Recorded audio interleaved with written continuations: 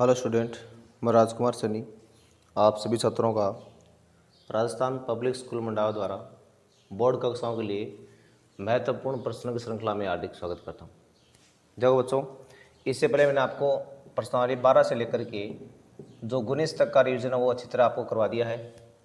और अब देखो, आज हम पहली प्रश्नावली का रिवीजन वो करने वाले हैं।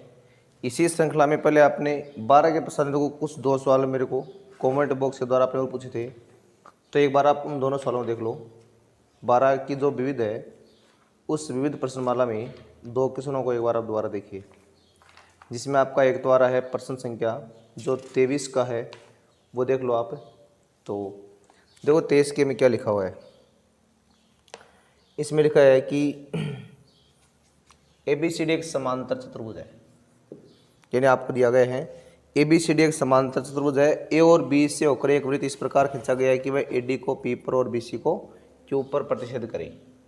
तो मतलब ये आपके पास कोई वृत्त है जिसमें AB और CD क्या है, एक समांतर चतुर्भुज है। और इसमें क्या लिखा है कि A और B से होकर वृत्त। तो देखो A और B से होकर आपको एक वृत्त खींचना है ABCD। यह हमारे पास क्या कोई समांतर चतुर्भुज है। अब इसमें लिखा क्या है कि वृत्त इस प्रकार खींचा गया है कि AD को तो P पर काट रहा है, ये AD है ना, उसको P पर काट रहा है वृत्त, और BC को कहाँ काट रहा है, Q पर काट रहा है। तो BC को काट रहा है Q के ऊपर। इनको ये इस तरह से क्या कर रहा है, प्रतिच्छेद कर रहा है। तो सिद्ध करना है कि PQCD क्या है, चक्रीय। अब ये जो PQCD बन रहा है ना, इसको आपको चक्रीय दिखाना है। तो देखिए यहाँ पर हम दिया गया कि पहले बात कर लेते हैं।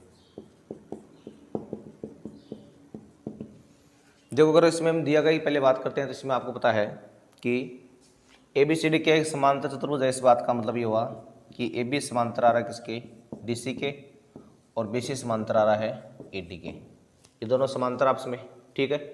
और दूसरी बात है, अब ये APQB क्या है, चक्रीय है। APQB क्या है, चक्रीय है, चक्रीय चतुर्भुज है।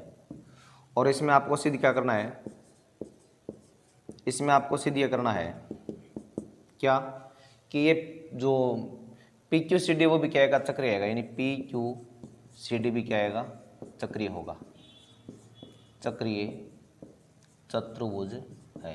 ये आपको इसमें सिद्ध करना है। तो देखिए इसकी उत्पत्ति आप, तो देखो सबसे पहले अगर आप इसमें रचना के लिए लिखना चाहिए तो ये आपने इस P और Q को इससे मिला रखा है, ठीक है ना। ये अगर आप दिखा सकते हो आप रचना में कि P को Q से मिलाया। अब देखिए सबसे पहले आपको यहाँ पर पता है कि जो मेरे पास ये APQB क्या है, चक्रीय है। यानी आप लिखोगे APQB एक चक्रीय चतुर्भुज है। तो देखो जब ये चक्रीय चतुर्भुज है तो आपने चक्रीय की शर्त पढ़ी है कि सम्मुख कोणों का जोड़ कितना होता है, 180 डिग्री होता है।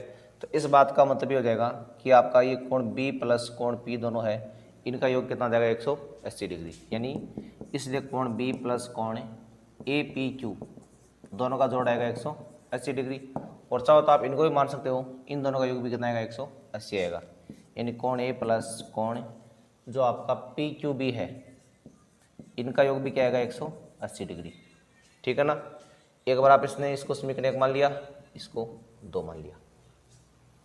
तो देखो ये आपने पहले यहाँ पर भी क्या कर लिया, ये प्राप्त कर लिया है। अब देखो दूसरी बात और आगे, ये ABCD वो मेरे पास क्या रहा है, एक समांतर चतुर्भुज आ रहा है।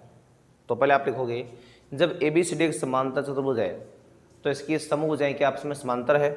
तो आप लिखोगे क्योंकि ये जो BC है मेरे पास वो किसके समांतर है, AD के समांतर है। ये आपको दिया है पहले से। जब ये इसके समांतर आ रही है तो इस बात का मतलब ये हुआ कि जो इसके एक ही ओर के अंतयुग्म है उनका योग क्या आएगा, 180 डिग्री आएगा। यानी जो एक की दिशा में कोण बनेंगे उनका जोड़ क्या आएगा, 180 डिग्री। मतलब ये कोण A प्लस कोण B दोनों है, इनका योग मेरे पास क्या देगा, 180 डिग्री है, वो आपको प्राप्त हो जाएगा, ठीक है ना। तो एक तो आप इसमें ये लिख सकते हो। दूसरी बात देखो आप इसमें ये मान लेंगे, देखिए आपने यहाँ पर ये शर्त लिखी है ना कि कोण B प्लस APQ इनका जोड़ 180 आ रहा है। इसके अलावा देखो आप इसमें कुछ और भी देखो रिजल्ट आप इसमें निकाल सकते हो। ये तो देखो खैर आपका होता ही। इसके अलावा ना आप ये भी देखो आप जानते हो पहले से कि ये जो आपका कोण बी बनेगा ना यहाँ पर, ये बी कोण, ये बिल्कुल किसके बराबर आएगा, ये साथ में इस कोण के भी क्या आएगा, बराबर आएगा। यानी जो आपका कोण बी है वो क्या आएगा, इस पी कोण के बराबर आएगा। तो ये बात भी आप यहाँ पर लिख सकते हो। तो सबसे पहले आपने ये वाली रिलेशन साथ में आप, यानी जो कोण आपका बी है वो किसके बराबर आएगा, कोण क्यू पी डी के बराबर आएगा। तो इसी को आप समीकरण नंबर 1 मान लो। हालांकि वो भी आपका उसमें आप लिख सकते हो और साथ में आप ये भी इस तरह से लिख सकते हो, जो आपका कोण बी है वो क्या आ गया, आपका क्यू पी डी के बिल्कुल बराबर आ गया है। तो एक आपने ये लिख दिया है। अब देखो दूसरी बात, जब ये आपके पास एक समांतर चतुर्भुज आ रहा है और आप जानते हैं कि समांतर चतुर्भुज जो होता है उसके एक ही ओर के जो अंतयुग्म है उनका जोड़ कितना आता है, 180 डिग्री आता है, ठीक है ना। तो ये बी तो आ रहा है इस पी के बराबर और ये क्या आ रहा है, इस क्यू के बराबर आ रहा है। ये जो इसका बहिष्ठ कोण हो गया ना वो अंतर्मुख कोण के बिल्कुल क्या हो गया, बराबर हो गया। तो आप साथ में ये भी लिख सकते हो कि जो कोण आपका ए होगा वो किसके बराबर आएगा, इस पी क्यू सी के बराबर। तो इसको भी आप समीकरण नंबर 2 मान सकते हो, मानना चाहे तो। और हालांकि देखो आप 2 मानी वो भी आप रिजल्ट उसमें निकाल सकते हो, लेकिन हमें यहाँ पर कौन सा करना है, हमें इसको देखना है।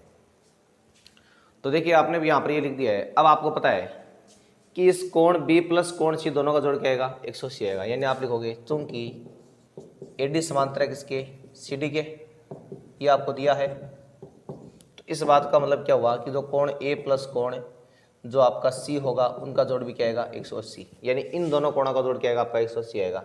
क्योंकि आपने शर्त पढ़ी है ना, अगर मान लो दोनों समांतर रेखा है तो अगर इसको ये काट रही है तो जो एक दिशा में कोण बन रहे हैं इनका जोड़ क्या आएगा, 180 डिग्री आएगा। तो उस नियम के हिसाब से आपने क्या लिख दिया है, कोण ए प्लस कोण सी है, यानी जो आपने इससे ए सी को किसके समांतर माना, आपने सी डी के माना है। सॉरी ये मैंने गलती दिया यहाँ पर, ये आपका ए डी है ना, हाँ बिल्कुल सही। ए डी समांतर है किसके, जो आपके मतलब ए बी है ना वो बिल्कुल किसके समांतर है, वो देखो डी सी के समांतर है, ठीक है ना। ए बी समांतर है डी सी के, इसलिए आपने क्या लिख दिया, जो कोण आपका बी प्लस कोण सी है वो कितना आ रहा है, 180 डिग्री आपको प्राप्त हो रहा है। अब देखो बी प्लस सी का जोड़ मेरे पास आ गया 180 डिग्री। अब देखो मैं क्या करूंगा, इस बी कोण की जगह मैं क्या लिख दूंगा, क्यूपीडी लिख, ठीक है ना, क्यूपीडी। तो ये हमने कर दिया कोण क्यूपीडी प्लस कोण सी बराबर 180 डिग्री। ये तो आपने क्या लिख दिया, एक ही ओर के अंतयुग्म लिख दिया, एक ही ओर के अंतयुग्म। तो आपका b प्लस सी बराबर क्या रहा है, 180 आ रहा है। ये आपने एक ही ओर के अंतयुग्म से लिख दिया। अब इस b की जगह आपने क्या कर दिया है, b की जगह आपने कर दिया QPD और प्लस सी बराबर आ रहा है 180 डिग्री, ठीक है ना। ये आपने समीकरण 1 से लिख दिया है। अब देखो इस QPD का योग और c का योग 180 आ रहा है ना, तो इसी तरह आप इन दोनों का योग क्या दिखा दोगे, 180। तो आप लिख दोगे इसी प्रकार, मेरे पास जो कोण पी क्यू सी प्लस कोण डी है उनका योग भी आएगा 180 डिग्री। इसका मतलब ये हुआ कि पी क्यू सी डी क्या है, चक्रीय चतुर्भुज है। तो इस तरह से आपके सवाल क्या करना था, सिद्ध करना था। एक देखो प्रश्न आप इसमें, एक 27 का सवाल है, वह भी आप और देख लो दोबारा, ठीक है ना। इससे 12 के विविध में आपका एक 27 नंबर प्रश्न है, उसको मैं देखो आपको और करवा दूँ। तो देखिए इस 12 देखो अगर हम विविध की बात करते हैं तो इसमें देखो 27 नंबर सवाल में ये लिखा हुआ है, इसमें लिखा हुआ है कि आपको एक ये वृत्त दिया गया है, पहले इस कोई भी, और इस वृत्त में देखो मेरे पास क्या रहा है, एक ये मान लो इसकी कोई ये जीवारी है ए बी, और दूसरी मान लो इसकी क्या रही है, कोई जीवा मान लो सी डी आ रही है, इस तरह से ये सी डी जीवा मान लो, ये सी डी। और साथ में चलो इसको आप थोड़ा सा यूँ मानो, ये जो सी डी ए बी है ना, इस ए बी को आप ऐसे लिए थोड़ा सा इस तरह से, ठीक है ना, ए बी ये मान लो, और जो सी डी है ना मेरे पास, सी डी मान लो क्या ये है, या मान लो इसका सेंटर क्या रहा है, ओ आर है। तो देखिए अब इसमें क्या दिया गया आपको, अब इसमें ये दिया गया आपको कि ये सी डी होगी आपके पास यहाँ पर भी, और ये सेंटर आपका यहाँ पर है ये। साथ में इसने क्या कर रखा है कि इस ओ को है ना इस ए से मिला रखा है इसने, और इस सी को भी क्या कर रखा है, ओ से मिला रखा है। यह पॉइंट मेरे पास क्या रहा है, ओ आ रहा है सेंटर पर। और इसके अलावा इसने क्या कर रखा है, इस ओ को डी से मिला रखा है, ये ओ है वो डी से भी इस तरह से मिल जाएगा। तो ये आपने ओ को भी क्या कर दिया, डी से मिला दिया है।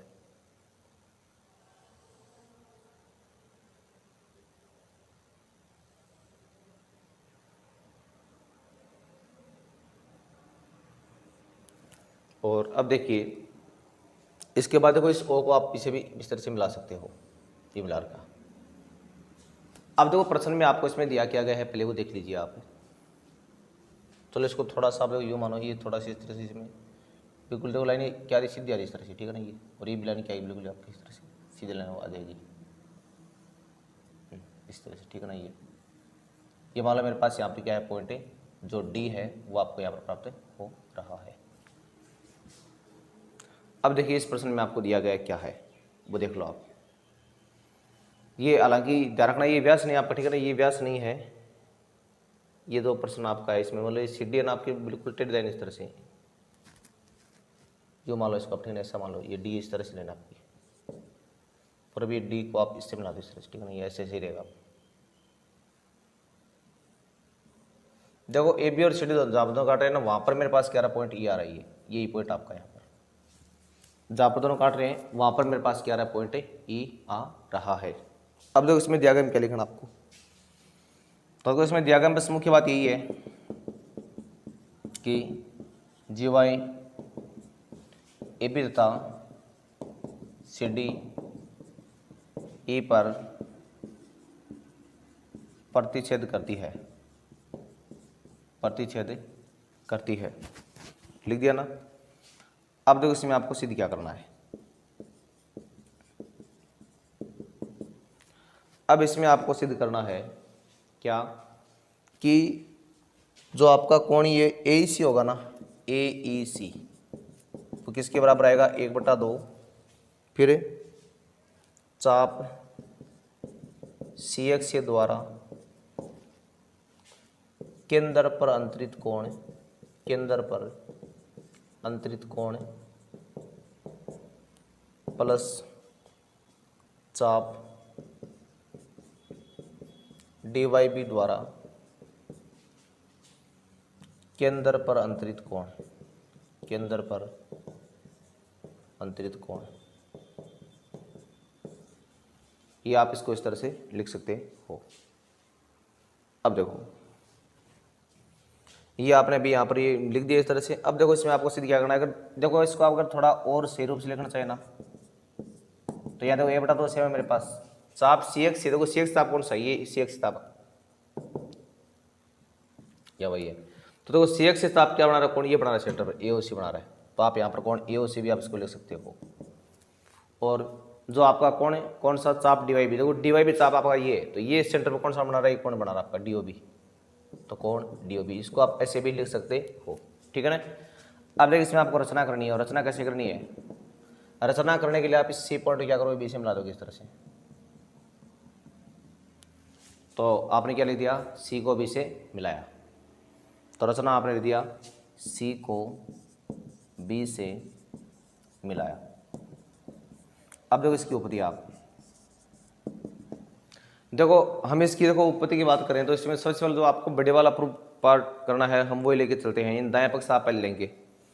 तो देखो दाएं पक्ष में आपको ये कौन ए ओ सी लाना है, ये ए ओ सी, तो इसको आप इस चाप सी एक्स तरह बनाओगे, ठीक है ना। तो आप लिखोगे सी एक्स से एक चाप है, तो देखिए जब सी एक्स से एक चाप है, सी एक्स से, तो ये केंद्र पर देखो कौन बना रहा है, कौन सा ये, और शेष भाग में कौन सा कौन बना रहा है, ये बना रहा है वाला इतना इतना, तो आप लिखोगे इसलिए जो कोण आपका ए ओ सी है वो डबल आएगा किसका, कोण है ए बी सी का डबल आएगा, इसको आप समीकरण नंबर 1 मान सकते हो। उसके बाद क्या करना आपको, ये आपने लिख दिया है कि जो आपका ए ओ सी है वो डबल आ रहा है किसका, कोण ए बी सी का डबल आ रहा है। अब देखिए दूसरी बात हम करते हैं आगे किसकी, अब देखो जो आपका कौन कौन सा रे चाप डी वाई बी आ रहा है ना, तो आप लिखोगे डी वाई बी एक चाप है, डी वाई बी एक चाप है। अब देखो डी वाई बी चाप सेंटर पे कौन सा कौन बनाएगा, डी ओ बनाएगा, डी ओ बी, जो किसका डबल आएगा, कौन है ये, देखो इसका डबल आएगा डी सी बी का, डी सी बी, इसको आपने बार क्या मान लिया, समीकरण नंबर 2 मान लिया, ठीक है ना। अब दोनों को आप इनको जोड़ देंगे, यानी समीकरण 1 व समीकरण 2 को जोड़ने पर, तो देखो जैसे आप इनको जोड़ोगे तो ये A O C plus D O B है, इन दोनों का योग किसके बराबर रहेगा, डबल कोण ABC प्लस डबल कोण DCB, इन दोनों के योग के बराबर आ रहा है। अब देखो ये इधर वाला मान तो आपको करना है सेम DOB और AOC को, तो और उनमें आपने दो कॉमन लिया बाहर, तो मान आएगा ABC प्लस DCB, ये आ रहा है। अब देखो जो दो आपका उधर गुणा में है तो क्या आएगा, इसके भाग में आ जाएगा, यानी 1/2 कोण AOC प्लस कोण DOB, उधर मेरे पास ABC प्लस DCB आपको प्राप्त हो रहा है। अब इसको आप एक बार क्या करेंगे, समीकरण में देखो यहाँ पर 3 मान लेंगे आप इसको, मान लिया ना। अब देखो आपने एक त्रिभुज आपको इस CEB में चलना है, यानी आप चलोगे त्रिभुज CEB में। देखो CEB जो त्रिभुज आपका है वो आपका कौन सा रहा है, ये वाला आ रहा है यहाँ पर, और इसका जो बहिष कोण होता नहीं है वो क्या आएगा, इन दोनों अंतर्भिम कोण योग के बराबर आएगा, ठीक है ना। तो आप लिखोगे जो कोण आपका AEC है वो क्या आएगा, किसके बराबर आएगा, कोण एक तो हो गया ECB हो गया, ECB प्लस दूसरा कोण कौन सा हो गया आपका ABC हो गया, EBC। अब देखो इस AEC को तो आप सेम एक बार यहाँ पर देखो, जो कोण आपका ECB है इसको आप DCB भी लिख सकते हो, कोण DCB प्लस जो EBC है उसको आप ABC भी कर सकते हो।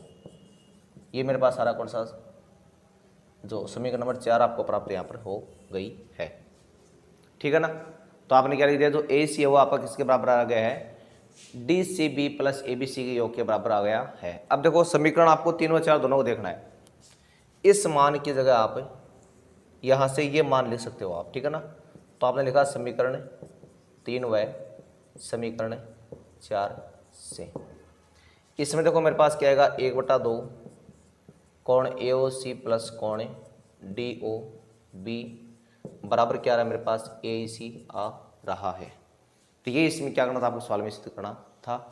ये था आपका 27 नंबर सवाल था जो आपने मेरे को पूछा था, तो ये इस तरह से आपको प्रूव करना था, ठीक है ना। तो ये तो मैंने अभी आपको क्या बताया है, जो आपके 12 प्रश्न कुछ समस्या थी मैंने उनके बारे में आपको बताया है।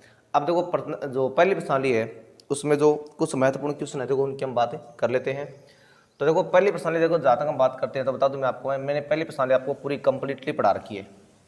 अगर वो आपने नहीं देखी है तो उसके देखो सारे के सारे प्रश्न आपको जब आप 10th क्लास की प्ले लिस्ट में जाओगे चैनल में, तो वहाँ पर आपको पूरी पूरी पढ़ाई मिल जाएगी। और ये मैंने आपको लगभग 6 वीडियो में आपको पूरी पढ़ा रखी है, ठीक है ना।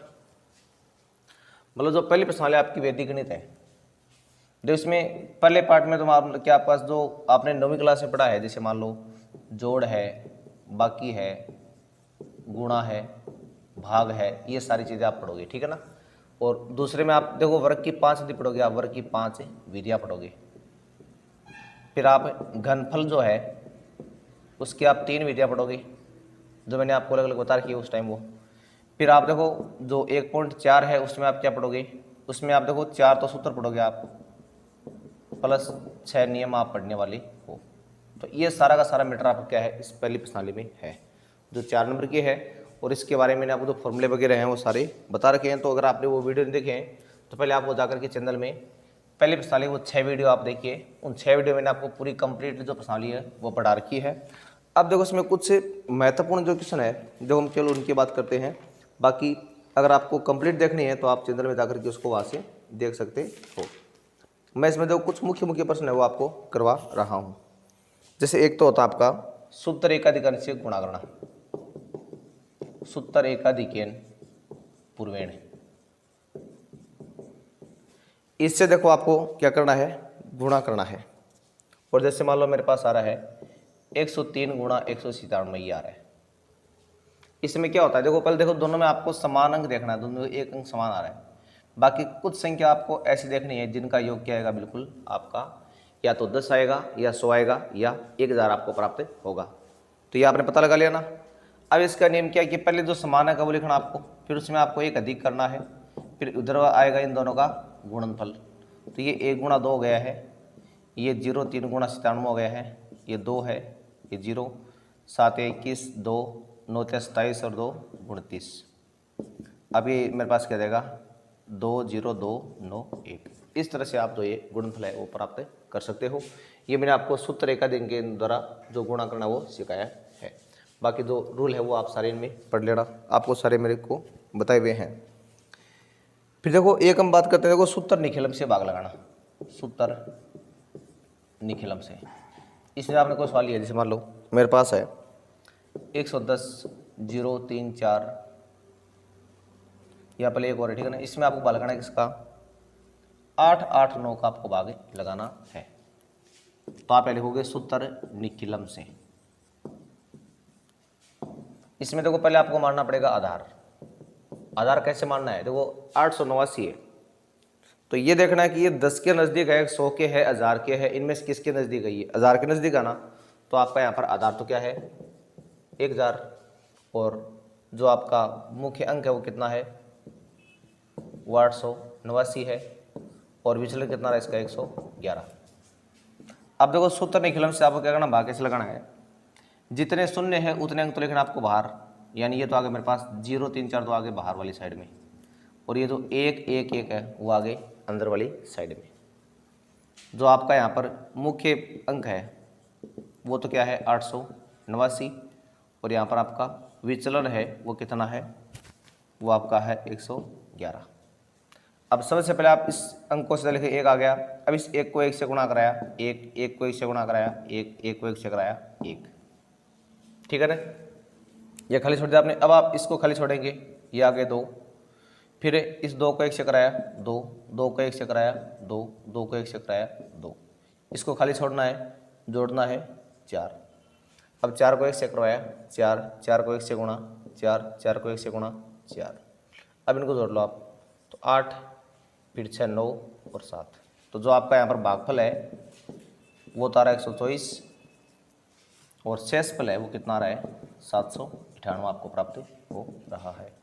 तो इस तरह से आप जो सूत्र निखिलम विधि है उससे आप भागफल और शेषफल वो प्राप्त कर सकते हो, ठीक है ना। एक देखो जैसे मान लो दवजांक विधि है ना, उससे भाग लगाना आप सीख लो।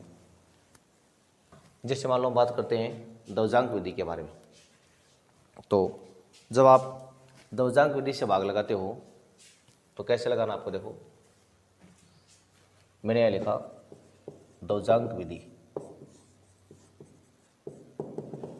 और इसमें मान लो आपने कोई भी एक संख्या ली, जैसे मान लो मेरे पास आ रहा है जैसे 1, 2, 3, 4, 5, इसमें आपको 91 का भाग लगाना है। तो जब आप देखो इसमें 91 का भाग लगाएंगे तो कैसे लगाना आपको, इसका देखो तरीका क्या रहेगा, यानी एक जो अंक है वो तो लगाना आपको बाहर, बाकी सारे आपके इस इन साइड में आ जाएंगे। 91 में से क्या आएगा, जो आपका मुख्य अंक है वो तो आएगा यहाँ पर, मुख्य अंक 9 हो जाएगा, और जो दवजांक है ना 1 वो आ जाएगा आपका यहाँ पर। अब देखो भाग कैसे लगाना है इसका। सबसे पहले देखो आपको पता है कि 9 का भाग 1 में नहीं जाएगा, तो आपको ये दोनों लेने पड़ेंगे, 12 लेंगे आप, 12 में 9 का भाग दिया, 1 बार गया, शेषफल कितना आया 3, तो यहाँ भागफल तो लिख दो 1, और शेषफल 3 है ना वो आपका इस अंक से पहले यहाँ आ जाएगा। अब जो आपका नया भाज्य होगा वो क्या आएगा 33 है ना, इस 33 को आप इस 1 से गुणा कराएंगे तो 1 गुणा 1 33 माइनस 1 यानी कितना आ गया 32। जो नया भाज्य वो आपका क्या रहा है 32 आ रहा है। तो आपको ध्यान देना है, एक तो जब आपका जो भाज्य प्राप्त हो ना, ये आपको या तो देखो 0 प्राप्त हो सकता है आपको, या धनात्मक कोई भी संख्या आपको ये प्राप्त होनी चाहिए। और जो आप भागफल लिखते हो यहाँ पर ऊपर की सेट, ये आपका हमेशा आपको 0 से लेकर के 9 तक ही भाग लगाना है। अगर कम से कम लगाओ तो 0 बार, और अधिकतम लगाएं तो आप 9 तक। चाहे भाग आपका 10, 11 बार कितनी बार जाए, लेकिन आपको भाग हमेशा 9 बार तक ही लगाना है। तो अब आपने देखो 32 लिया, 32 में 9 का भाग, 9 तियाँ 27, बचा 5, तो यहाँ 3 कर दोगे, और 5 शेष पे आपका यहाँ आ जाएगा 54। अब जो नया भाज्य होगा वो क्या आएगा मेरे पास, यानी 54 माइनस 1 गुणा 3, तो 54 माइनस 3 यानी कितना आएगा 51। अब 51 में वापस क्या करना आपको, 9 का भाग लगाना है, तो 9 पंजो 45, बचेगा 6, तो यहाँ पर 5 बार, यहाँ 6 आ रहा है 6। अब जो नया भाज्य वो क्या आएगा मेरे पास है 65 माइनस 5 गुणा 1, तो 65 माइनस 5 यानी 60। जो अंतिम बार आएगा वो आपका भाज्य नहीं होगा, वो क्या होगा बिल्कुल शेषफल होगा। तो यहाँ पर आपका जो भागफल है वो तो कितना आ गया है 135, और शेषफल कितना आ गया इसका 60 आ गया। तो इस तरह से आप जो ध्रुवजांक विधि है उससे आप भाग लगा सकते हो। फिर देखो वर्ग की मैंने आपको 5 विधियाँ करवा रखी है, तो वो 500 विधियाँ आपको एक बार दोबारा से उनको पढ़ लेना है। और अब देखो मैं कुछ विशेष जो 1-2 प्रश्न है वो आपको एक घनफल का करवा देता हूँ, मैं एक आपको जो वर्ग है उसका मैं आपको करवा देता हूँ। जैसे मान लो आपको 31 का वर्ग करना है, और इसके लिए मैं आपको बता रहा हूँ कौन सी विधि, उपसूत्र अनुरूपेण विधि बता रहा हूँ, ठीक है ना, उपसूत्र अनुरूपेण विधि। तो देखिए इस विधि से आप वर्ग कैसे करोगे, यहाँ पहले फर्स्ट लिखो, फिर सेकंड, फिर थर्ड, ये आपको 3 ही खंड बनाने हैं यहाँ पर, ठीक है ना। पहले आपको यहाँ 3 का वर्ग करना है, फिर 3 गुणा 1, फिर 1 का वर्ग, यानी ये पहले दाई का वर्ग हो गया, फिर दाई गुणा इकाई, फिर इकाई का वर्ग, तो ये आएगा 9, 3 और 1। अब इसमें आपको 3 दोबारा जोड़ना फिर से, अब ये आएगा 9, फिर 6 और 1, और आपका उत्तर आएगा 961, ठीक है ना। इस तरह से आप जो इसका वर्ग वो कर सकते हो, ठीक है। आप इसी में एक घनफल और सीख लो। जैसे मान लो हम लेते हैं कि मेरे को 31 है, उसी का मेरे को क्या करना है, घनफल करना है। तो इसी विधि से जब आप घनफल करोगे तो क्या करना, आपको पहले यहाँ पर फर्स्ट लिखना है, फिर सेकंड, फिर थर्ड, फिर फोर्थ। पहले आएगा मेरे पास 3 का क्यूब, उसके बाद में 3 का स्क्वायर इंटू 1, फिर 3 इंटू 1 का स्क्वायर, बाद में 1 का क्यूब। यानी पहले आपको लिखना है दाई का क्यूब, फिर दाई का स्क्वायर इंटू इकाई, फिर दाई इंटू इकाई का स्क्वायर, फिर इकाई का क्यूब। तो ये आ गया मेरे पास 27, फिर 9, फिर 3, फिर 1। इसमें आपको इनका दुगुना जोड़ना है, तो ये आएगा 27, ये भी 27, ये 9 और ये 1। और ध्यान रखना कि उपसूत्र अनुरूपेण में जो आपका आधार है वो हमेशा 10 रहता है, तो इस 2 को आप इधर लिया होगी, तो कितने हो गए, ये 27 और 2 कितने हो गए आपके 29 हो गए इधर, और वहाँ पर आ रहा है 7, फिर 9 और ये 1, तो आ गया 2, 9, 7, 9, 1। तो इस तरह से आप जो इसका घनफल है वो आप प्राप्त कर सकते हो। ये इसका घनफल है, ठीक है ना, वर्ग नहीं, ये आपने इस बार क्या किया, इसका घनफल आपने प्राप्त किया है। तो देखो ये मैंने वर्ग और घर की देखो कुछ विधियाँ बताई है, बाकी सारी मैंने आपको करवा रखी है, तो आप वहाँ से उनको कर सकते हो। फिर 1.3 है, उसमें से प्रश्न आते नहीं एग्जाम में। अब जो 1.4 है, अब देखो उससे संबंधित कुछ क्वेश्चन आप और देख लो। तो देखिए इसमें आपके 4 तो सवाल हो गए, वो कौन से फॉर्मूले वाले, तो वो तो फॉर्मूले वाले तो आपको याद करने ही पड़ेंगे, और फॉर्मूले के हिसाब से आप जो अपने सवाल है उनको सॉल्व कर सकते हो। जैसे ये कंडीशन आएगी आपके पास ax प्लस बी बराबर cx प्लस डी, तो इसमें जो आपका x का मान वो क्या हो जाएगा, d माइनस बी बटा a माइनस सी। अब ऐसा प्रश्न मान लो क्या आएगा मेरे पास, ये आ रहा मान लो जैसे 3x प्लस 2 है बराबर 2x माइनस मान लो 3 ये आ रहा है। अब इसमें आपको x का मान निकालना है, तो यहाँ ये तो करेगा 1 का काम, ये b का, ये c का और ये d का, माइनस 7 आएगा इसके, ठीक है ना। फिर आएगा मान आपका d माइनस बी बटा a माइनस सी, तो d का मान -3 माइनस b का मान क्या है 2 है, a का मान 3 और c का मान आ रहा है 2। सरल कर लेंगे आप तो -5 बटा 1 और आपका मान क्या रहेगा -5, ठीक है ना। तो ऐसे आपको इस तरह के सवाल का हल है वो प्राप्त करना है। अब देखो दूसरा, कई बार क्या होता है पास इस तरह की निशानी आती है, एक्स प्लस बी बटा पी बराबर आता है सी एक्स प्लस डी बटा क्यू, और उसका सरलीकरण क्या करते हो आप, एक्स बराबर d p minus b q बटा a q minus c p, ये फॉर्मूला आपको ध्यान में रखना है। तो इस टाइप का सवाल क्या होगा, मान लो आपका 2x प्लस 1 बटा 5 बराबर 3x माइनस 2 बटा, और मान लो 4 आ रहा है यहाँ पर, तो ये ए का काम कर रहा है, ये बी का कर रहा है, ये सी का कर रहा है, ये डी का कर रहा है, ये पी का काम और ये क्यू का काम, वैसे मान रखना उसको सरल करना है। इसी तरह मान लो जैसे आपके पास कुछ और सवाल, जैसे मान लो मेरे पास आ गया x प्लस 1, x प्लस 2 बराबर x प्लस 3 और मान लो x माइनस 5। अब इसमें आपको x का मान निकालना है, तो ऐसे सवालों के लिए आपकी शर्त कौन सी बनती है, ये बनती है x plus a, x plus b बराबर x प्लस c और x प्लस d, और इसका फॉर्मूला आपने पढ़ रखा है, यानी c d minus a b upon a plus b minus c minus d, ये फॉर्मूला आपको इसमें ध्यान में रखना है। तो यहाँ पर ये ए का काम कर रहा है, ये बी का कर रहा है, ये सी का कर रहा है, ये डी का कर रहा है, ठीक है ना, और यहाँ सारे मान रखने हैं और सरल करना, ठीक है ना। ये आपका होगा तीसरी प्रकार का सवाल। अब जो चौथे प्रकार में क्या आता है, इसमें आता है एम बटा एक्स प्लस ए प्लस एन बटा एक्स प्लस बी बराबर अगर आपके पास 0 आ जाए, तो उस कंडीशन को कैसे करना, आपको एक्स बराबर आएगा माइनस में m b plus n a बटा एम प्लस एन, और यहाँ पर ये सवाल क्या बनेगा आपका, सवाल ऐसे बनेगा जैसे मान लो 5/x+2 प्लस 3/x-4 बराबर 0। तो ये m का मान, ये n का मान, और ये का मान, और ये b का मान रखना, इसको सरल करना है। तो ये तो मैंने देखो आपको जो 4 सूत्र पर जो बेस्ट सवाल थे ना वो आपको बताइए मैंने, ठीक है ना। अब देखो 6 नियमों वाले सवाल है, उन देखो 6 नियमों में भी देखो आपके अलग अलग प्रकार के। एक तो आपका स्वतंत्र पद का, जब स्वतंत्र पद समान होना तब तो उस तर्क का मान क्या होता है आपका 0 होता है। अब स्वतंत्र देखो पद की क्या बात है, जैसे मान लो मेरे पास है 3x+4 बराबर 2x+3x+4, मान लो ये लिखा हुआ आ गया सवाल, इसको सरल करना आपको। तो देखिए दोनों तरफ आपका ये स्वतंत्र पद आपका समान 4 आ रहा है ना, तो सीधा x का मान क्या हो जाएगा आपका 0 हो जाएगा, ठीक है ना। ये तो आपका होगा नियम पहला।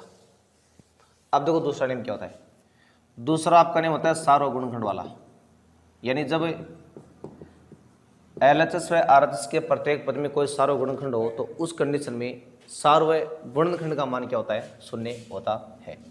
अब जैसे मान लो प्रश्न मेरे पास ये, मान लो a x-1, b x-1, c x-1 और d x-1। तो यह देखिए जो चारों पद है, इन चारों पदों में देखो आपका x-1 क्या रहा है, सब में सार्वभौम गुणनखंड आ रहा है।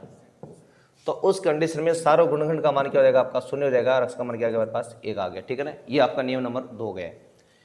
फिर देखो अगर हम तीसरे नियम की बात करें, देखो तीसरा नियम आपको जारी रखना है। जैसे मान लो मेरे पास आ रहा है 5/x+2 प्लस 5/x-3 बराबर 0। मान लो कि आपके पास कोई ऐसा एक बीज बिंदु को जिसमें सभी में अंश का मान समान हो और दाएं पक्ष में मान 0 हो, तो उस टाइम हरों का योग क्या आ जाएगा आपका 0 आ जाएगा, यानी x+2 प्लस x-3 बराबर क्या जाएगा 0। तो 2x-1 बराबर आएगा 0, 2x बराबर 1 और x का मान आएगा 1/2, ठीक है ना। ये आपका होगा नियम नंबर 3। अब देखिए अगर आप चौथे नियम की बात करें तो देखिए चौथे नियम में क्या होता है, ये संख्या आपकी मतलब दोनों तरफ समान हो जाएगी, यानी 1/x+3, 1/x+2, 1/x+4 plus 1/x+1। तो नियम क्या कहेगा ये, इसमें देखो जितने भी पद होंगे आपके बाएं पक्ष और दाएं पक्ष में, सब में जो अंश का मान वो बिल्कुल क्या आएगा समान आएगा, और हरों का जो योग होने का वो क्या आएगा समान आएगा। ये हरों का योग करो, इनको जोड़ो, तो देखो दोनों आपके मान क्या आ रहे हैं 2x+5 आ रहे हैं, ठीक है ना। तो उस कंडीशन में क्या हो जाएगा, जो एक हरों का योग है वो क्या मान लेंगे आप 0 मान लेंगे, यानी जो 2x+5 है बराबर 0, x का मान आएगा -5/2। तो इस तरह से आपको जो ये वैल्यू है वो प्राप्त करनी है। ये आपका होगा नियम नंबर 4। फिर देखो अगला जो नियम आपका आता है उसमें जैसे मान लो मेरे पास आएगा 2x+1/3x-2 बराबर 3x-2/2x+1। देखो इसमें क्या होता है, इसमें आप अंशों का योग करोगे और हरों का योग करोगे तो वो या तो दोनों क्या आएंगे बिल्कुल समान आएंगे या एक निश्चित अनुपात में आएंगे। तो उस कंडीशन में जो उनका निश्चित अनुपात या जो उनका योग आएगा वो क्या मान लेंगे आप 0 मान लेंगे। जिससे आपने इनके अंशों का योग किया तो 2x+1 प्लस में 3x-2 बराबर क्या आएगा मेरे पास 5x-1 आ रहा है। अब देखो आपने हरों का योग किया तो 3x-2 प्लस 2x+1 बराबर आएगा कितना 5x-1। तो देखो दोनों समान आ रहे हैं ना। ये कई बार सामान्य आदत क्या आते हैं, जैसे मान लो ऐसे लिखे आगे, जैसे 10x-2 लिखे आगे, तो ये एक निश्चित अनुपात में, क्योंकि जब आप 2 कॉमन लेंगे ना तो सेम वही शर्त बनेगी आपकी 5x-1। तो या तो दोनों क्या आएंगे बिल्कुल समान आएंगे या क्या आएंगे एक निश्चित अनुपात में आएंगे।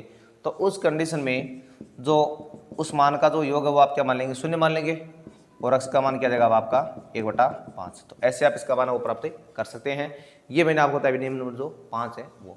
अब इसमें देखो एक अंतिम नियम आपको और होता है। अब जब ये सारे नियम आपके लागू नहीं हो तो फिर आपको एक कौन सा नियम लगाना, इसमें जो एक नियम और है इसमें वो आपको लगाना है। जैसे मान लो अगर हम इस नियम की बात करें तो इसमें देखो आप एक कोई भी देखो सवाल ले सकते हो। जैसे मान लो मेरे पास ये प्रश्न है कि 5x+7 बट्टे में 2x+1 बराबर आएगा x+1/3x+5। ये सवाल है। अब देखिए इस प्रश्न में आपको करना क्या है, इस प्रश्न में आपको इस चर का मान निकालना है। तो कैसे निकालोगे आप, तो यहाँ देखो आप जो अंशों का योग रहे वो नियम इसमें लागू नहीं हो रहा है, क्योंकि इनको जोड़ोगे तो 6x+8, इनको जोड़ोगे तो 5x+6, तो कोई नियम नहीं बन रहा है, नहीं पता रहा कोई। तो इस कंडीशन में क्या करना आपको, LHS के अंश व हर का अंतर निकालना है। अंश व हर का अंतर, तो ये निकालने के लिए आप जो 5x प्लस 7 है उसमें से आप 2x प्लस 1 को घटा देंगे, तो आपका देखो यहाँ पर मान क्या देगा, 3x प्लस 6 आ जाएगा, यानी 3 कॉमन आएगा तो क्या बचेगा x प्लस 2। ये तो आपने क्या निकाल लिया है, जो बायां पक्ष है उसके अंश व हर का आपने अंतर निकाल लिया, यानी आपने difference of numerator and denominator आपने फाइंड कर लिया है। इसी तरह से आप जो RHS है, RHS के भी आप अंश व हर का अंतर निकालेंगे, यानी आप लिखोगे difference of numerator and denominator of RHS। तो इसमें आपको क्या करना था, जो बड़े वाला चरण उसको ले लो पहले आप, इसमें से आपने लेस किया क्या, x प्लस 1 को लेस किया, तो मान आएगा 3x plus 5 minus x minus 1, यानी 2x प्लस 4। देखो दोनों वैसे समान नहीं आ रहे, लेकिन जब आप इसमें 2 कॉमन ले लेंगे ना यहाँ पर, तब देखो दोनों की जो गुणनखंड दोनों बिल्कुल क्या आ गया, समान आ गए, ठीक है ना। इसका मतलब दोनों के एक निश्चित अनुपात में है, तो जब ये निश्चित अनुपात में है, इसका मतलब इनमें से किसी भी एक मान को आप क्या मान लेंगे, शून्य के बराबर मान लेंगे। अब आपका मान आएगा शून्य के बराबर और x आपका आ जाएगा माइनस में 2। तो इस तरह से आप क्या कर सकते हो, जो किसी भी जो समीकरण है उसको आप हल करके जो इसका उत्तर है वो प्राप्त कर सकते हो। तो प्यारे बच्चों, आज हमने जो ये पहली प्रश्नावली थी उसके शेष प्रश्नों का मैंने आपको रिवीजन करवाया है, और साथ में जो आपकी 12 की प्रश्नावली थी परमे वाली, उसमें जो 1-2 क्वेश्चनों में दिक्कत आई थी वो मैंने आपको बताई है। अब जो बाकी कल हम पढ़ेंगे तो हम 2 की प्रश्नावली है उसका रिवीजन करेंगे, और उससे संबंधित जो प्रश्नों में समस्या है तो वो आज आप मेरे को कमेंट करके बता देना। तो आज के लिए बस इतना ही, मिलते हैं नेक्स्ट वीडियो में, तब तक के लिए नमस्कार, धन्यवाद।